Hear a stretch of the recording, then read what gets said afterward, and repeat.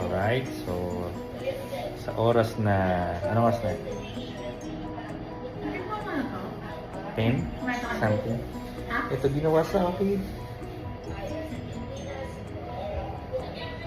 Masakit. Hindi ko kaya. Anyway, kailangan na magpahinga at maaga ang operation. 6 a.m. Tulog muna ako. Wala muna ang laro. At nood ng Netflix. Good night. Morning.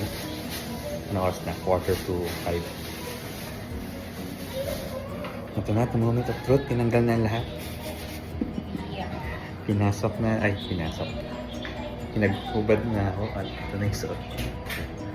So, waiting na lang at ako'y kukunin na. Dadali na sa operation. Yun ang update ko for today. February 10 na, quarter to 5 o'clock. Start na operation 6 a.m. So, yun muna. Update na lang later pag successful yung operation. Alright, update status sa ating operation. So, successful operation naman. At ngayon, nagpapagaling na ako. Nag-start yung operation ng 6 a.m.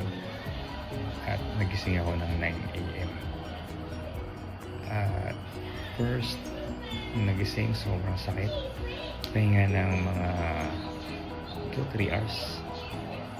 At medyo nag-effect din yung mga pain reliever or pain medicine nila.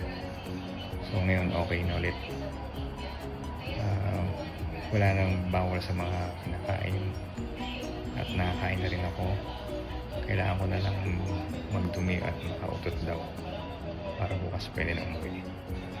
So as of 6:30, I'm all goods na. So thank you Lord. At ako'y hindi niya hinayaan at ginabayan niya ako sa akin operation. So yun ang update ko for now. At thank you sa mga nakikinig at nanonood sa akin. Bye.